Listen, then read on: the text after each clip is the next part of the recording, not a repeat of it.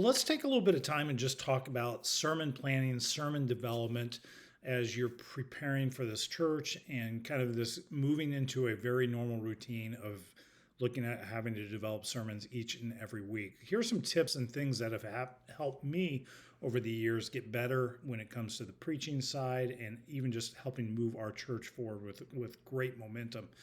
First of all, you really want to spend some time being a student, understand the flow and the rhythms of your community. Every community has a different rhythm to the way it operates. When school starts, when school ends, most people think about the year based on the school year, not necessarily the calendar year, recognizing where are going to be seasons of momentum, when are things going to slow down a little bit. Tendency is maybe your community has a major fall break. I know where we lived in Arizona, like my kids got a whole week off during fall break and they got 2 weeks off during spring break. Those are not high momentum areas of the year. And so as a result, you kind of have to coordinate and think a little differently. But how are we going to put together our schedule, our calendar when it comes to series and when we're kicking off series, when we're doing different events like baptism and so forth. Here's some helpful ideas too. When it comes to the planning, I'm going to encourage you to plan at least a minimum of 6 months out when it comes to your sermon series. 1 year, honestly, is ideal. And what I found is I actually would take a week a year and just escape for a study break. I'd take the family with me. We'd go somewhere that was kind of fun. We'd find a cheap housing or we'd use somebody's house while they were gone on vacation.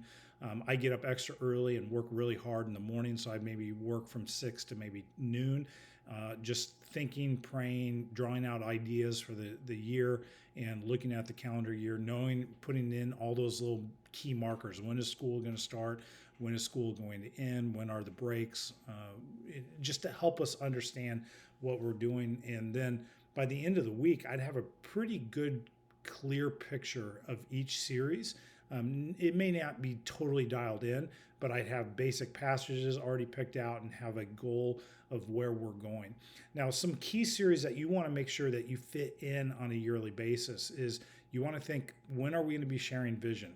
2 times a year, great seasons to be able to talk about vision. One is at the beginning of the new year, and the second would be in the summertime right before school actually kicks off. Those are great moments to be able to have vision conversations with the congregation. The second is every year I would encourage you need to have a generosity conversation with your church. Look at doing a 3 or 4 week series dedicated to generosity. What does it mean for us to be generous with our time, with our treasure, with our talents, and engage them? Why is this so important? Well, in a new church where you have a lot of new believers, this idea of living generously is just a foreign concept. And so it's going to take this consistent and constant dripping in of the vision of why generosity matters and why we want to become generous people, for people to actually begin to implement that into their overall lifestyle. And a great way to be able to talk about it is just talk about generosity on a regular basis. So it doesn't feel too out of the norm when you break and you actually spend 3 weeks maybe talking about specifically how this works and how God is moving in our lives and how this connects to the vision of the church as well. The other component when it comes to the generosity conversation is don't hesitate being bold. It's okay to be courageous. This is going to be probably a little bit of a hard, maybe even uncomfortable conversations, but it's incredibly necessary. And great ways to be able to talk about it, at least to lead in, is talking about the fact we exist as a church because of the generosity of other people. If it wasn't for other individuals and other churches and other corporations that believed in this vision from day one and began to seed the finances that allowed us to be able to do what we do, we wouldn't exist as a church. Now, we want to become that kind of church as well. And so we will be a generous church. We want to live helping support other people and help get other churches up and going and to send people overseas to do God's work and to fulfill the calling that they have in their life.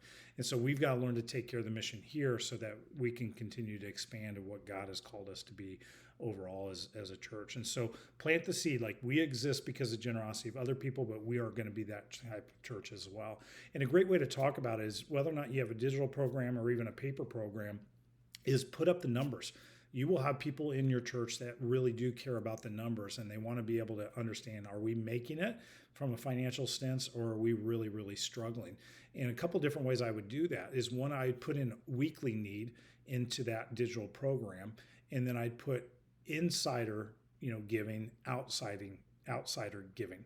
And so begin to distinguish, like, this amount of money comes in per week based on outside churches or other individuals that are giving to us. Talk about, this is where we are when it comes internally as a church, and here's where our weekly need. I like weekly need over monthly need, because as the budget grows, most people think of those numbers based on what their personal budget numbers are. And so it just makes it easier to understandable when you use weekly need versus monthly need. But we always have also used a 5-week rotating number, where it's the average of 5 weeks for our weekly needs. So it gives a better, healthier snapshot. And the same thing when it comes to the gifts coming in, going, hey, this is the 5-week average of giving for our weekly giving amount.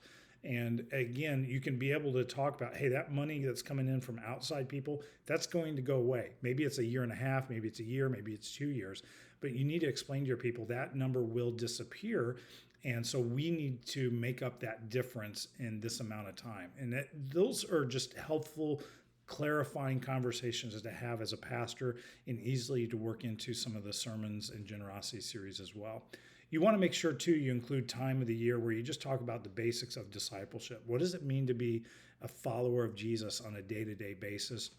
Spend a little bit of time talking about biblical community, and then also the core values of the church. And I always intend to use the core values of the church during the summertime, because most of the time we find insiders and we're preparing them for the fall, in the fall rush and the push of having new people show up once school kind of gets going. You want to plan out your vacations around those big weekends. In other words, you don't want to take Easter weekend off. And so if you know, hey, our attendance tends to drop around Labor Day, or our attendance drops on Memorial Day, those are great weekends to look at taking off and just enjoy a little bit of a break from the pressures of preaching each and every weekend. I would also include, once a year minimum, you need to try to take 2 Sundays off in a row. If you just take one Sunday off from your preaching, you're really not fully getting a break, because while you're on vacation, you're probably also prepping for the next sermon. And so having 2 weeks off really does help give you a break in that process. Now, one of the questions I get asked all the time is, how many sermons should I look at preaching the year, the first year? And honestly, I say close to 50 out of 52 Sundays you probably need to be preaching, because it's just going to take people a year to truly trust your voice in leadership in their lives.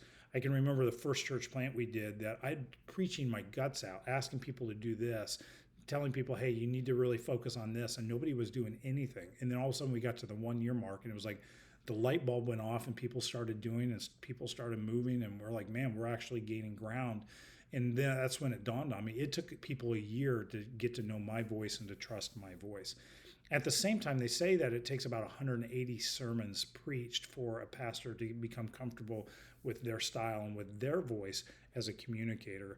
And so it's just going to take you time to build up that consistent communication on your side of things, but also to build the trust in those that come on a regular basis. You want to find and ride the wave of momentum. Momentum is huge. I've heard it said this way: momentum's like an elephant. You just don't ever want to let it sit down. In other words, once the elephant sits down, it's really, really hard to get it up and moving again. Same thing's true with momentum. And you've got times of the year that are going to be, they're going to naturally create momentum. When school gets back in, momentum. The New Year, momentum. Christmas season, Easter season, those tend to create momentum as well. And so when you know you have those natural seasons of the year that are going to help you create momentum, figure out how to sustain that. How do we continue to move that and gain as much traction as we possibly can in that season? Great ways to think about it, for instance, when it comes to Easter, don't start a series on Easter. Look at starting the series following Easter. Use personalities and guests that you come in and you interview them to help you continue to keep consistent momentum moving forward. Find moments of the year where like we found that usually back to school season was when people that really didn't have much of a church background actually tend to show up to church, because their kids, maybe they got in trouble at school, or they're recognizing, man, my kids aren't necessarily the way I thought they should be. Man, we should probably go to church, and church will help straighten them out. And so we just found that there was this different level of outside people with no real church experience that tend to walk in the doors around the time school got started. At the same time, we found that there were people that maybe at some point got disenfranchised with church, that they had some type of church upbringing or background. They tend to show up to the church around the new year, where they just kind of make this new year resolution, recognizing, you know what, we probably need to get back into this rhythm again, and they decide to show up. And so we craft our sermon series knowing that, to talk about things that maybe they may be a little bit familiar with. Like we go through the book of Jonah, and it's like, if you have any type of background when it comes to church experience, you would be somewhat familiar with the story of Jonah. And so it's not as threatening to them to be able to sit and listen through that series. And again, you want to craft your series based on what are really the legitimate questions that people are asking. Churches, again, we spend a lot of time and a lot of effort probably answering questions that people aren't actually asking. So be a learner, be a listener, talk to your people, find out what's on their heart, and spend extra time in prayer and meditation, just asking God, what is it specifically you're wanting to do in our congregation, and then begin to build accordingly.